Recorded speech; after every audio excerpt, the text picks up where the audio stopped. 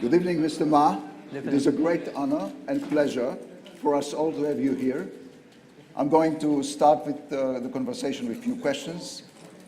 At the midst of the 90s, when you started your first internet ventures, the World Web was still at its inception, in its diapers. With some few tens of thousands of sites, today it has many hundreds of millions of sites. What did you see then that others didn't? Well, thank you. Thank you so much for inviting. It's a good question. Let me answer in this way. I was so bad at schooling. I failed again and again in my university and high school test. I tried 3 years for entering university. And then finally I got into the post university in my city, which today I believe that is the best university in the world. Hangzhou Teachers College. So I never thought I would be a teacher. I hate to be a teacher in China. A boy to be a teacher, people look down upon you at that time. So for 4 years, every day I thought about is that what should I do if I graduate? I should not be a teacher, because when you're at teachers college, when you graduate, you have to be a teacher because the government paid the money. So when I graduated, I was assigned to teach in a university because our university was supposed to train middle school teachers. 500 graduate students, 500 students graduate. Only one of them can be assigned to the university. 499 went to go to the middle school. So I was the only one chosen to teach in the university. My president, he saw me at the gate and he said, "Jack, I know you will leave, but promise me in 5 years, teach in that university. Don't leave, just stay there." So I said, "Okay, President, I promise." When I joined that university, I did not know my pay was so bad. Less than $10 a month. And because I graduated from a very poor university, the other teachers, they all from Tsinghua, Beida, so I was looked down upon. But I promised for 5 years. So for 5 years, I've been teaching, I worked hard, and then I was elected by students the best teacher of the university. And then I said, okay, 5 years, I kept my promise. Number 6 year, I started to love to be a teacher. And then I thought, everything I taught my students are the things I learned from books. I should leave the school, spend 10, 15 years, get all the experience, and then go back to teach. Then I could be a good teacher. That was thinking. Then I went to the United States. They're still waiting for you. Yeah, so then I went to the United States. I found the internet. I just wanted to find a job at that time. I'm looking for a lot of jobs, all filled. People don't want me. They say, I know, even looking for a job in a hotel, they say, "Hey, you're not good looking enough." So I discovered the internet in Seattle, 1994 in December. I searched the word beer. I was so scared of the computer.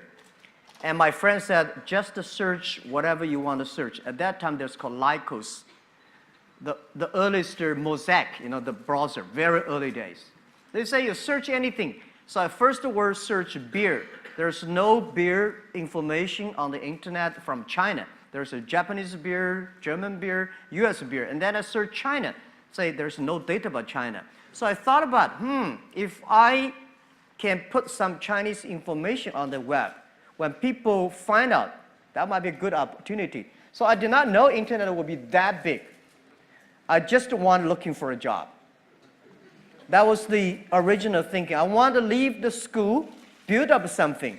And when I found the internet, I think if I can put Chinese company information on the internet, let the other people to do it, this might be a good future. So with that, I have a great vision for the future. At the beginning, just looking for a job, and I don't want to be a teacher. That was the thing. Honest answer. It's well known that you've been an English teacher. So let me, with your permission, allow me to teach you Hebrew. One word. One word in Hebrew. Okay. It's not very complicated. In Hebrew, when we want to say, it's a slang word, but we want to say something is doing really great or super okay, we say sababa. Sababa. Sababa. Sababa. Looks Sababa. like Alibaba. Sababa. Exactly. That's now. Sababa. So one can say, and especially you, Alibaba is sababa. Thank you. Let's do it. Let's do it together.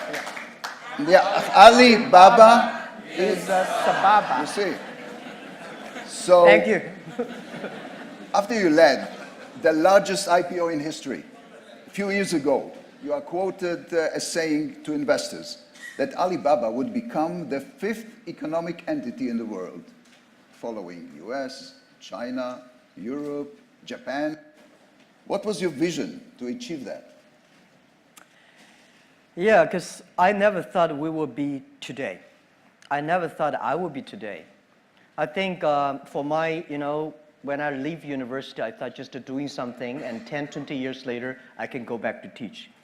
I never realized I can achieve that much. When we look back, today we have close to 70,000 excellent young people in my company. We have so much data, technology, inference, 700 million users. I think all the things does not belong to me. There must be something that somebody in the sky wants. Jack and your people should do something different. That was the thinking in the past 10 years always. But when our company went IPO, today we're like a $400 billion market cap. This does not belong to us. And why we succeed? Because we support the young people, we support the small, medium-sized companies, we support the women. And because of supporting these people, they succeed. So we believe, how can we last our success? We believe we should support more young people. We should support more SMEs. We should support more women. If they are successful, we will be successful. That was, because I believe one thing, when you have a cup of $2 or $3 million, that money belong to you. When you have $20 million, you have problems about money depreciation, you should buy this stock or that stock. When you have more than $100 million, $1 billion, that money does not belong to you. It's the social responsibility. People trust you, ask you to manage the money better. So that was the thinking. And then we decided, we say, we should make an economy that is big enough with that economy, we can enable every young people, every small business, every woman, globally. They want a global buy, global sell, global deliver, global pay, and global travel with the technology we're giving. We can create 100 million jobs for the world. Today, we create 33 million jobs for China. We hope the 5th largest economy of the world, that digital economy, can enable 100 million jobs for the world. We can enable 2 billion population in the world. They can shop and buy everywhere. And we can create 10 million small business. They can be profitable through the internet. That was the vision. I don't know in my life can achieve that, but somebody will achieve it. If we continue to do it, if we cannot reach it in 10 years, why not 20 years? Why not 30 years? People should continue to do it, and someday, if somebody really reach that, we'll feel very proud.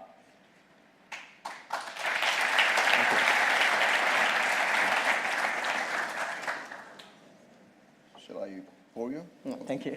There's tea. By the way, there's the tea you like is here on the table. That's a good question. We are in Israel, the startup nation, and in Tel Aviv, ranked as the world's 5th most innovative city. You have encountered Israeli investors. Okay, it's a short visit. You've met a lot of startupists. You met business people. Could you relate to the Israeli business spirit or our position in the global tech arena? You mean our position in the global tech arena? You know what? I will do it easier. Oh, yeah. Do you have any plans of a flag of Alibaba in Israel, in Tel Aviv? Absolutely. we've been thinking internally, we discussed a lot about where in this world Alibaba should have our base labs that should have our people that working together to reach, because the fifth largest economy does not belong to us, does not belong to Jack Ma and Ali. It belongs to the generation of this generation, belong to the world, belong to all the young people believe in the future, belong to the people who believe the technology can enable people. So one of the three countries we talk about is Israel. So we all talk about we should come to Israel, have a lab, and inviting the excellent, smart young people in Israel, join the force together. Let's build up an economy that can empower young people, small business and women. So this is, we think, and actually we have already invested in 5 companies here. We only have 12 people here. So this trip we brought almost 40 Alibaba senior management team, 40 heroes, not the thieves. We came together, we learn, we experience, and we feel it. Everybody's so excited. In the past 3 days, every night, we debate, we discuss, we share until 11:30. Last night, we 11:45. We think we can do a lot of things here. And I think we'll continue to invest here. We will join together with join the force of the venture capitalists to encourage more startups. And we would love to hire more people here. Together, build the 5th largest economy. It's not the 5th largest economy, does not belong to Jack Ma, does not even belong to China. It belongs to our generation. That's what we think. Yeah. Let us take some questions from the students. Let's start with Ms. Fayrouz Rizkallah. She is from Israel, student of Eastern Asian Studies, Faculty of Humanities. Fayrouz, please.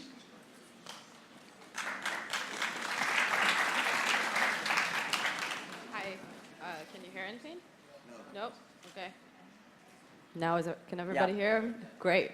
I'm very honored to be here and to be the first person to ask a question. As said, I am a student of East Asia Studies in Chinese and also Business Management here in Tel Aviv University. So therefore, I decided today to ask my question both in Chinese and in English. Good. So it's an opportunity for me to try my Chinese. I'll start with the Chinese version. 你今天能给年轻人最有价值的专业经验是什么? Which is, what is the most valuable professional advice you can give to young people today? Thank you. I think everybody is made unique and different. So you must have a unique and different way. A lot of people today have a lot of complaints. Say, I don't have opportunity. I complained a lot when I was young and suddenly realized complaint does not solve any problem. Where the opportunity always in the place where people complain. There are so many opportunities in the world, in this world, because there are so many complaints. If you can solve the complaint, one of the complaints, that's the opportunity. So this is what we made. I think young people, if my advice to be an entrepreneur, don't be scared of failure, of setbacks, and don't give up. There are a lot of books written about Alibaba, about me, which I'm scared of. One day I was reading on the plane, that's many years ago, in the newspaper. I was reading a guy introducing a guy, very great. And finally I think people are talking about me. No, that's not me. It was an article about a great person. And then finally I find out they are talking about me. I'm not that great. That's not me. Right? I want to say is that if there's a book I want to write, it's Alibaba 1001 Mistakes. We came today to now. We made so many mistakes. People say, you are lucky. Yes, we are very lucky. We've been only 19 years to today's size. But we've gone through so many tough situations. We made so many mistakes. that people cannot imagine. Probably 90 years, just like Israel. For 70 years, your country grew from nothing to today. You have gone through so many tough experiences. And that will make you different. That's what my advice.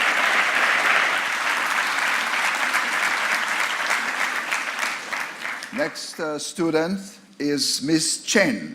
She's a student from China, studying here in Tel Aviv University, MA in archaeology. By the way, your Chinese is very good. Good. Yeah. Miss Chen, please. Good evening, Mr. Man. It's a great honor to have you here. And you know, Taobao means a lot for Chinese overseas students, especially in Israel. My question is, if you could magically meet anyone from the past, who would that be? Thank you. Meet or be the person, that person? You mean magically Meet that in person? Yeah. Well, there are a lot of people I want to meet. In China, if the person I want to meet is Deng Xiaoping, without him, there would be no Alibaba. It's the reform. China was so set back and closed. And Deng Xiaoping said, let's open the door. And I know he loves smoke. When he stopped smoke, he got sick and he passed away. And I want to have a cigarette with him and thank him. And I want to thank a lot of people that in the history that, you know, these people made great things that made us. So I think that Deng Xiaoping I would love to meet. And also Albert Einstein, right? And I also love to talk to the famous Jewish, Karl Marx. You know, he influenced China and all of that. I want to know more about his real thinking behind it. Yeah, so I think in the history you can see a lot. I want to meet a lot of people. But today the good thing is by reading books you talk. But a lot of books I start to suspect because a lot of books about us, which is not true. Even if we are still surviving. I mean, so talking to the people is a great opportunity. Thank you.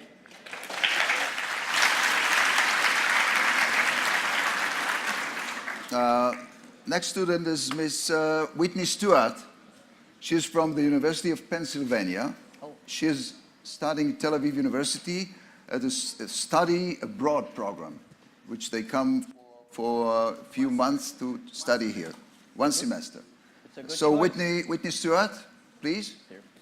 Hi, Mr. Ma. Thank you so much for being here with us today. It's an incredible honor. I would like to ask if you hire based on a specific educational background. Thank you. No. Absolutely not. Because if we hire based on the education background, Jack Ma can never be accepted by Alibaba. When we started the business, we had 18 founders, including me. 17 of them, most of them my students, and most of them, well, today people think these 18 people, the smartest people in China. We don't think we're smart. Honestly, we all graduate from the very poor schools. The only thing we did was that we are very united. We all believe the future. We are all optimistic. And we learn through mistakes. We never give up. When Alibaba first IPO'd in 2007 in Hong Kong, we had close to 500 millionaires. We made 500 millionaires, and I had a talk with people in the room. I say, hey, everybody, now we are very successful. We are all millionaires. Do you think we are smarter than the others? People say, no. Do you think we work harder than the others? No. The early days, because we had a strange name, Alibaba, people say, what a company. A lot of people think it's a company of telling lies. We cannot even hide people. We say, if the people who is not that much disabled, we all hide them. Because nobody wants to join us. And but we've gone through it. So I asked those 500 millionaires, there's one thing. Those people who think they're smart, after half year, they all gone. They start to build up their own. They don't believe our model. They don't believe by helping others, by helping small business, you can make money. Because 20 years ago, only by helping big companies, you can make money. By helping small companies, you don't have a chance. So smart people left us. Those people believe they are excellent. The headhunting company all come. They headhunt our people. We are the people, nobody even come to hunt us. So we stayed, we have no choice, we don't have any company to go, but we believe our future. So after 10 years, we survived, and today the same. We don't believe those people. I think this is what I give advice to students in Harvard or Tsinghua. If you graduate from famous university, please respect the people who graduate from the poor schools. Those people like us graduate from a poor universities, please respect yourself. We have chance if we work together. So,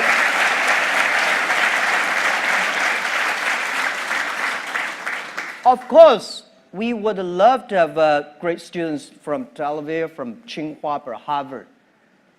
But the most important is that you find the people with the fighting spirit, learning spirit.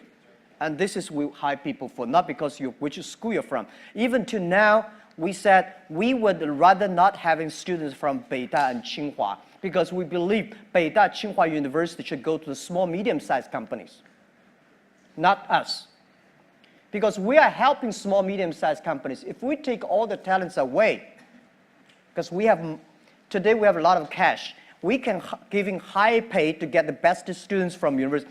If the society is poor, no matter how strong you are, your company will be poor.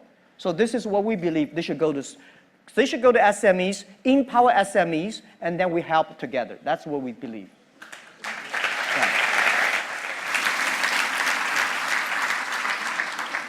Ms. Shani Masti, a student of industrial engineering, please. Hi. I really appreciate the vision that you have for the younger generation. And considering that, I was wondering, what do you wish for your children? My children. I want them to be healthy, to be happy, do things what they like. They don't have to sort of like do what the father wants them to do. They do things what they want. The only thing I think as the parents should giving them health, optimistic for the future. No matter whatever in your life you will encounter all kinds of things. Be optimistic. And next is education. If she wants whatever education wants, I support her. Rest of it, she goes on her way. So this is what I expect my kids to have: good health and happiness. Don't be Jack Ma second. It's tough. Because I know I'm not me. I don't want my kids, unless they want to, right? I think I would tell them, it's very lonely. You have to have a strong will. Normally, if you want to be leaders means loneliness. Leaders means responsibility. If you're responsible for one person, you are yourself. If you are responsible 8 million people, you are Prime Minister of Israel. If you are responsible for 1.4 billion people, you are President Xi Jinping. So it's about responsibility. Not everybody would love to do that. And it's okay. But this is what I give my children. I want them to be happy and healthy.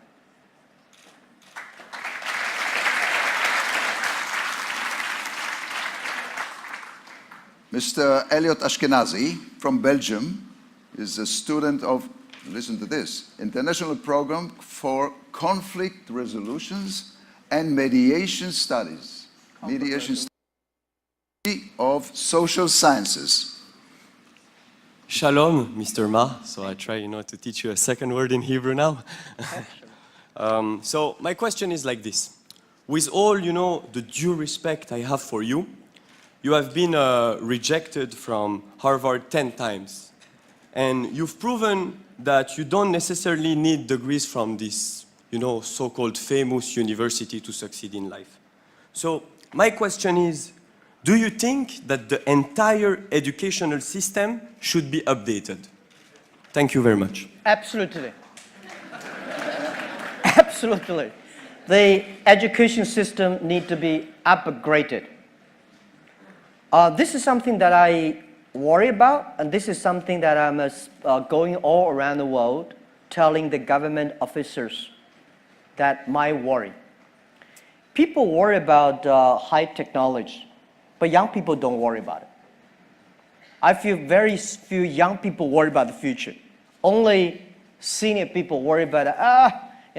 One day when Alibaba used to be on PC, and then suddenly we moved to the mobile phone. A lot of people complain, mobile phone too small. How can you do shopping on such a mobile phone screen? And later we realized because our eyes are shut, are getting old. Young people never think it's small. They think it's big enough. Next 30 years, the artificial intelligence, the robots, all the high tech will replace a lot of jobs. This is for sure. When human beings invented computers, human beings should know that computer will be much smarter than human beings. They remember, they calculate faster, and they never get upset. They always keep on doing things. But don't worry about it. Machine can never win human beings. Machine can do only things machine can do better. Human beings have hearts. Machine only have chips. So what worry me about is the way all the things we teach our kids today, how to remember more things, calculate it faster, all these things, machine will do better. Next 30 years, what are the things we should teach our kids that they will be different, they can do better, they can do the things the machine cannot do? This is I discussed with the president, they all agree. I think we should teach our kids how to be more innovative, how to be more creative, and how to be more constructive. Human side is more important than the knowledge. I think the past 200 years, human being made a huge progress because of the knowledge-driven based education. I think next century we should focus more on wisdom-based, or the human-based. So this is, I think, next 30 years, please pay special attention to the education system reform that our kids will never get disappointed because of the machine take a lot of jobs. There are a lot of jobs waiting for human beings. And next thing is I want to say is that pay attention to these companies who have less than 30 employees. Please pay special attention to the young people who are below 30 years old, because this is the generation who were born internet. They will change the world. So education is the key.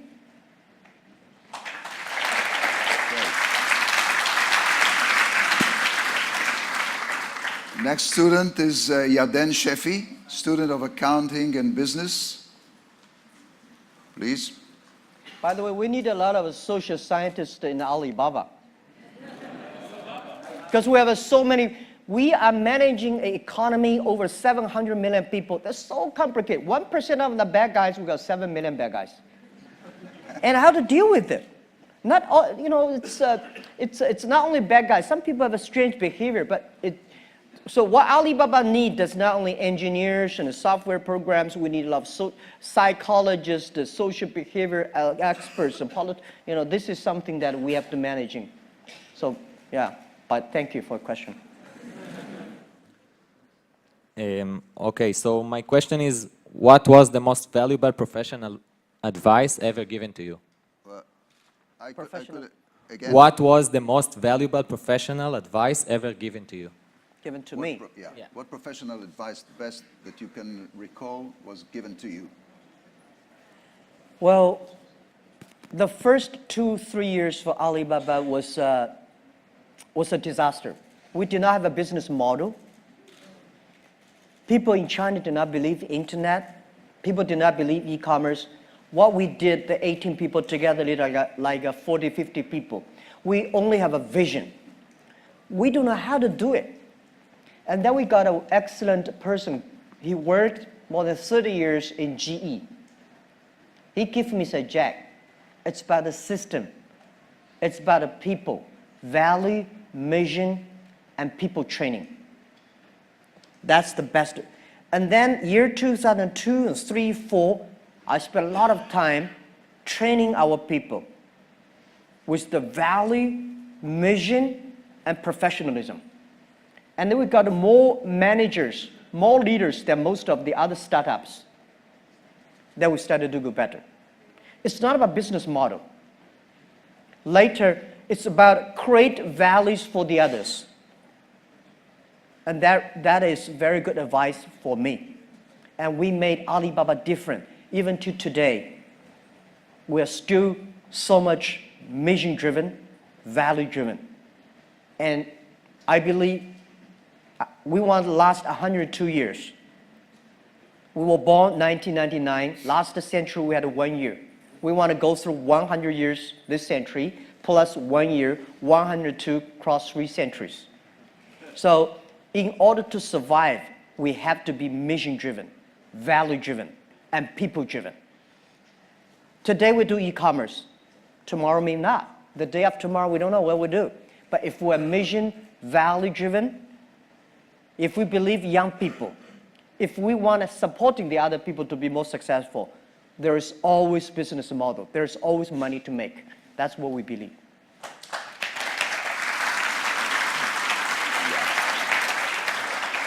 Next student is Mr. Mauricio Figuera from Mexico.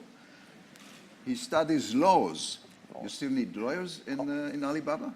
Yeah, we Lawyers? need a law. Yeah. We need a law, but not necessarily lawyers. Sorry about that. Okay, he studies Master of Law at the Faculty of Law.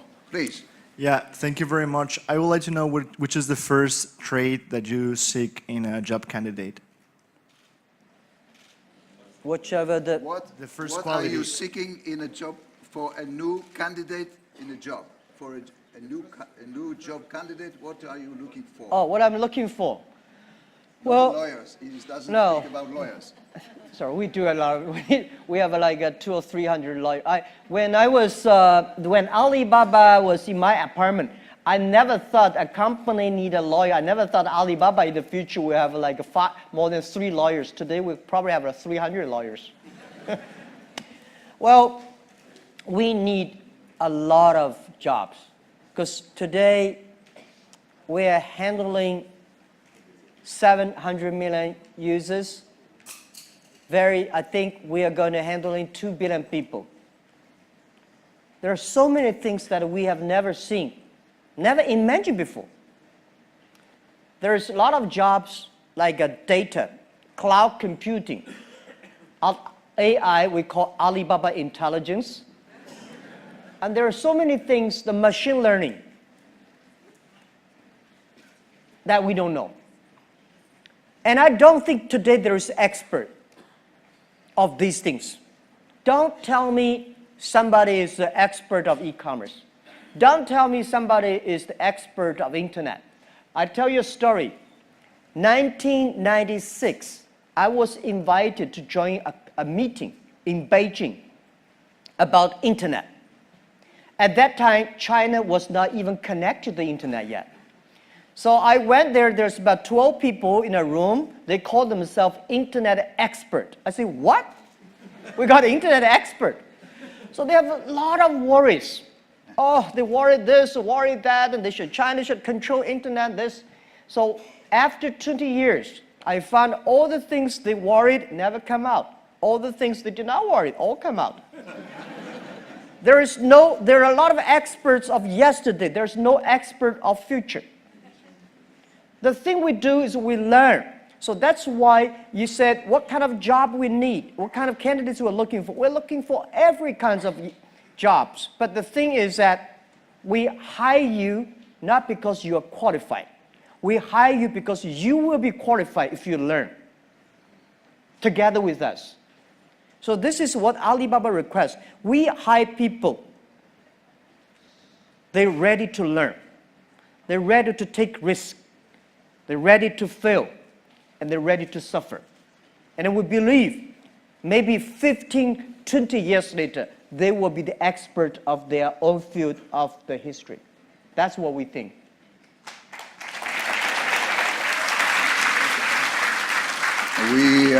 We're going to conclude the session, so let me ask you, before we conclude, a personal question. You being at the helm of a mega company is always stressful. We know that you sing, we know that you dance, we know that you're an expert and movie star in martial arts. That's all we know. But what do we don't know that you do only for yourself? To relax, to wind up? Tell us something that we don't know. Of course, there are a lot of things you don't know, and And we won't know. Okay. Yeah, you say I sing. I sing very good in my bathroom. But when I sing in the public, always feel. I feel this 3 times. In front of my colleagues, first time I feel 30,000 colleagues in the big auditorium. I thought I can sing well in my bathroom, so I started to sing there. Filled. And I love to paint. Oh, that's new. Yeah, I love to paint, but I'm not traditional painting. I think if Picasso can do it that way, why should I cannot do it that way? But I painted, and I got criticized by a lot of artists in China. They say, you are destroying our art. There are 3 Jack Ma's, I think. The first Jack Ma is people's imagination. You think he's great, he's bad. I think Jack Ma is not great, is not bad, he's not smart, he's a normal. The day when I told my 17 founders in my apartment, I say, if Jack Ma and his team can be successful, 70 or 80% of young people in China can be successful. We're not smart, we don't have money. We don't have technology. We don't have anything. The only thing is that we work together for future. So we said, if we succeed, 80% of young people in the world, they can be successful. That was who we are. So people think, Jack, this is that your imagination. That is not me. So when I look at people say, hey, Jack Ma, people criticize him. I'm happy. People criticize. That's not me. People praise him as, that's not me. I know very well this is not me. The second Jack Ma is the CEO, chairman of Alibaba. That's a tough job because all the easy, good things my team finished. And tough job. The things that came to me, normally not easy. You have to be, you have to be a CEO like. This is not me, it's my job. It's me, it's my personal. I'm a straight boy, like any boys, in a poor family. I came from a very poor family, poor education. I love to make friends. I love to have fun. So I want to be back to myself. This is what I do anything, a lot of things that any boy want to do, I want to do. And I want to enjoy a lot of lives. But this is why I want to retire early. I can go back to myself. Because this is not me. This is my job. And the real Jack is something that I always want to come out. And every year I want to do something new. Well,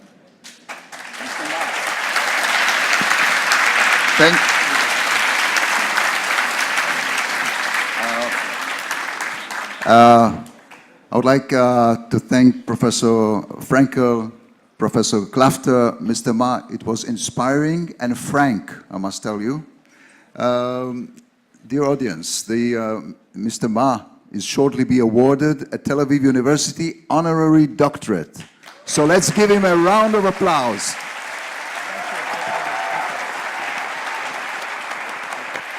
Thank you so much. Thank you.